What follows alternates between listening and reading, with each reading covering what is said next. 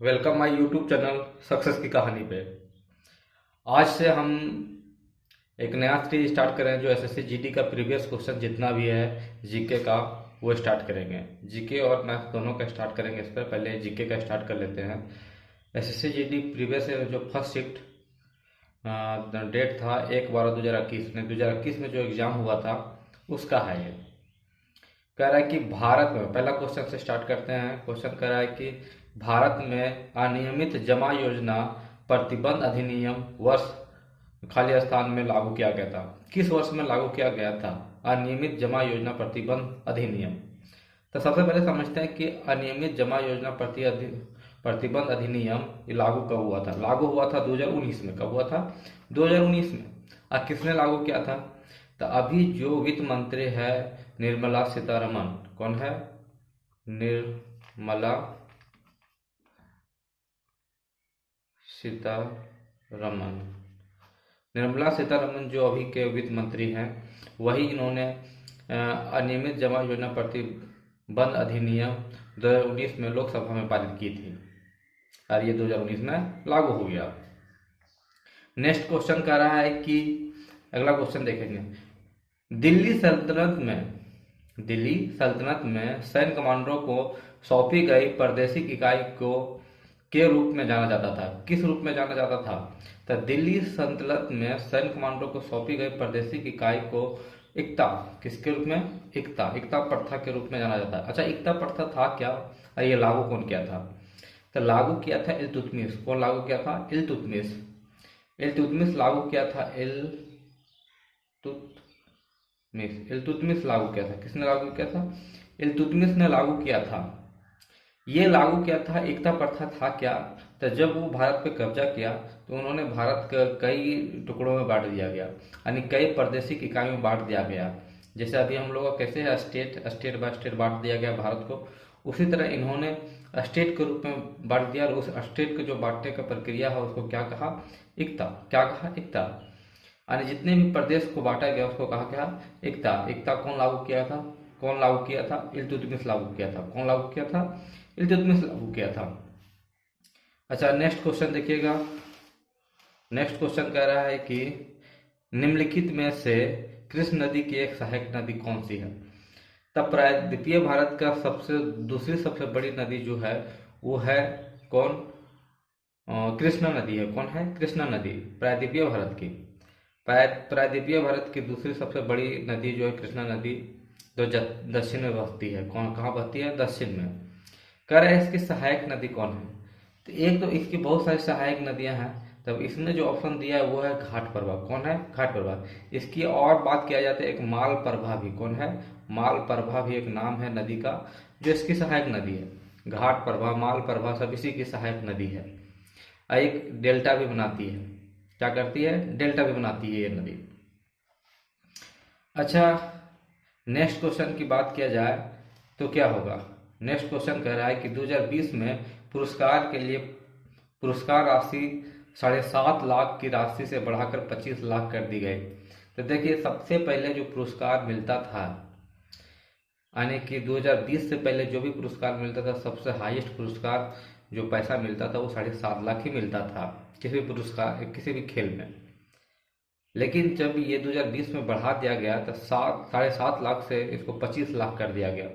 तो सबसे ज़्यादा कौन सा खेल में मिलता था? कौन सा खेल रत्न में मिलता था? कौन सा पुरस्कार में मिलता था 7.5 लाख पहले? अब तो 25 लाख मिलने लगा। तो ये था राजीव गांधी खेल रत्न पुरस्कार। कौन है? राजीव गांधी खेल रत्न पुरस्कार। अच्छा, राजीव गांधी खेल रत्न पुरस्कार को 2020 में इसका नाम भी चेंज कर दिया गया, और नाम चेंज करके कर दिया गया मेजर ध्यानचंद पुरस्कार। मेजर ध्यानचंद खेल रत्न पुरस्कार कर दिया गया। क्या हो गया? मेजर ध्यानचंद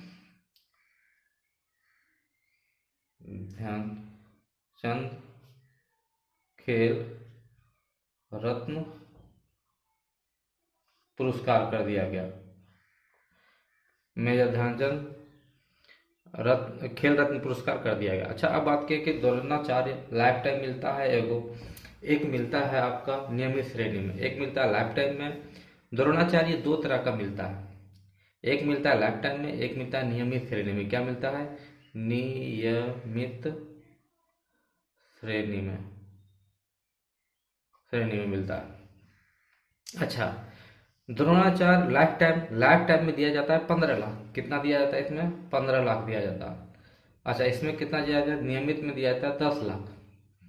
राजीव गांधी खेल रत्न पुरस्कार, जिसका नाम चेंज कर दिया गया ध्यानचंद खेल रत्न पुरस्कार, इसको मिलता है 25 लाख। कितना मिलता है? 25 लाख।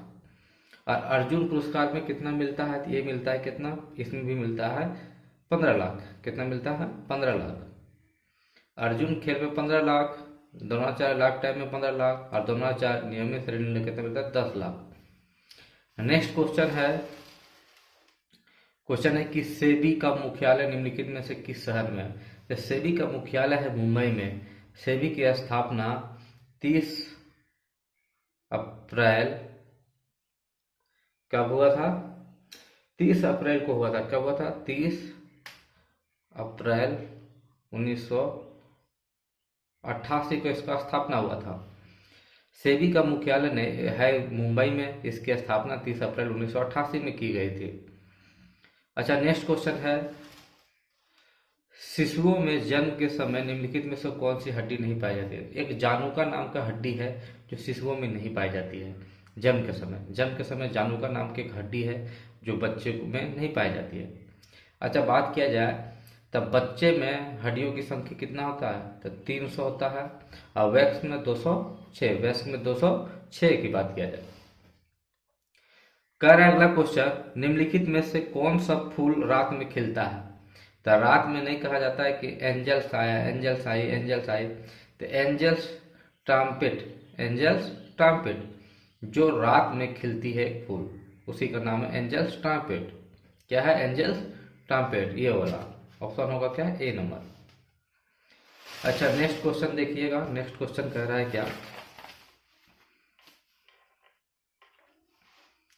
नेक्स्ट क्वेश्चन है कि लोकप्रिय नृत्य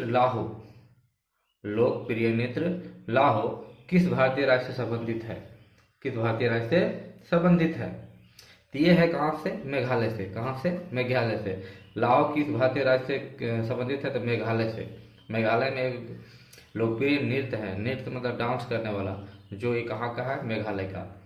नेक्स्ट क्वेश्चन है, निम्नलिखित में से कौन सा saving capitalism form the capitalist पुस्तक के लेखक है? निम्नलिखित में से कौन saving capitalism form the capitalist पुस्तक के लेखक कौन है? तो ये कौन है? रघुराम राजन। कौन है? रघुराम राजन। नेक्स्ट क्वेश्चन की बात किया जाए, कह रहा है कि एलिफेंटा गुफाओं में खाली स्थान संप्रदाय से जुड़े शैल चित्रों का संग्रह है। एलिफेंटा किसका था? तो शिव का था। किसका था? शिव का। एलिफेंटा गुफाओं में शिव भगवान का चर्चा किया गया था। एलिफेंटा गुफाओं में शिव संप्रदाय से जुड़े शैल चित्रों का संग्रह है। नेक्स्ट क्वेश्चन, उन जीवों को क्या कहा जाता है जो शिशु संतानियों को जन्म देती है? तो जो शिशु को जन्म देता है उसको कह रहा है जरा आयु। क्या कहते हैं? जरा आयु कहते हैं। नेक्स्ट क्वेश्चन की बात किया जाए तो नेक्स्ट क्वेश्चन है कि खाली स्थान आंशिक परिसीमित तटीय जल निकाय होता है जहां नदियों और जलधाराओं के मीठे पानी में महासागरों के खारे पानी का मिश्रण होता है। इस क्वेश्चन का कहने का मतलब है कि एक नदी है, एक समुद्र में जाके गिरती है, और उसी जगह जो गिरती है नदी, जो समुद्र में जाके गिरती है आखिरी छोर में, उसको क्या कहा जाता है? तो उसको कहा जाता है मुहाना। क्या कहा जाता है? मुहाना। आंशिक परिसीमित तटीय जल निकाय, तटीय जल जो है वो निकाय होता है जहाँ नदियों और जल धाराओं के मीठे पानी में महासागरों के खारे पानी का मिश्रण होता है। वो जगह होता है कहाँ? मुहाना।